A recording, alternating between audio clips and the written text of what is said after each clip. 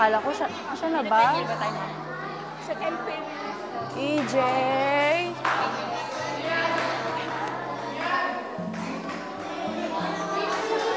EJ!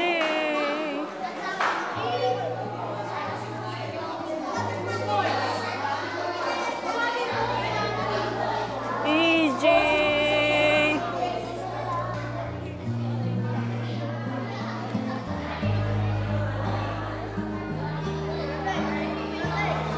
Paano daw ang paggamot? Si Martin yan, hindi na magsalita. Sige, magsasalita. Si Boy Nazareno, sige. Pagtakbo nila.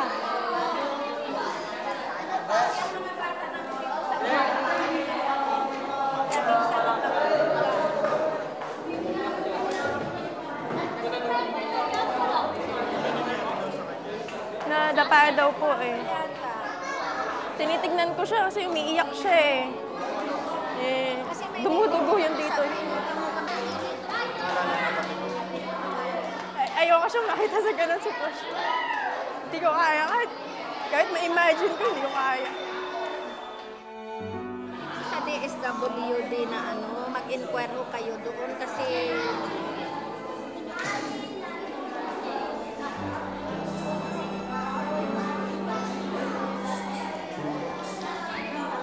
mawala ng pag-asa. Mawala ng pag-asa. Ilan ho bang kapatid niyo? Bunso po siyang kapatid eh. Anim po. Anim kami magkakapatid. Bunso po siya. Yung pinakamahirap po,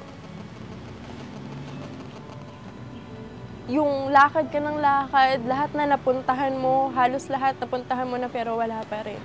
Yung sabihin sa'yo, kunwari po ng DSWD, yung pinagtanungan mo sabihin sa'yo na wala siya dito.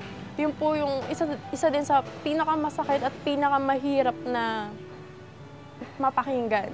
Parang ang taas ng hope mo, ang taas ng expectation mo na sana nandito na siya, tapos biglang wala. Parang sobrang nakabagsak po.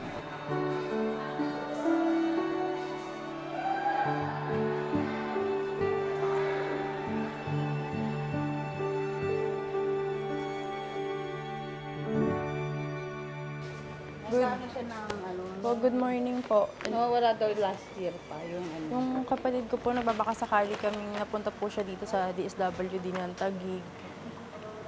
Wala pa. Hindi, nakapunta na dun sa Bahay Aruga, sa Pasig. Ito po, bali, pangalawang araw na po ito ng paghahanap ko ngayong linggo na to. Kanina galing po ako ng Bikutan, Taguig, pero wala po dun eh. Ito po, tatry ko po ulit dito ngayon sa Makati po. Baka sakali na nandito po siya sa yung DSWD po dito or shelter.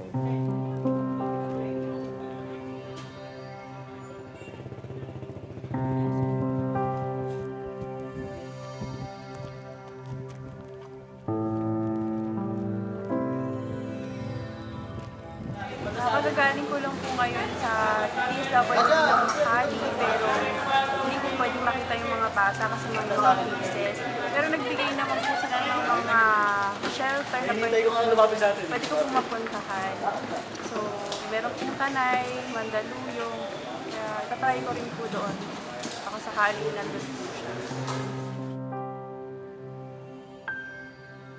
Ito po, bali, yung notebook na to, dito ko po sinusulat yung mga DSWD po na napuntahan ko na.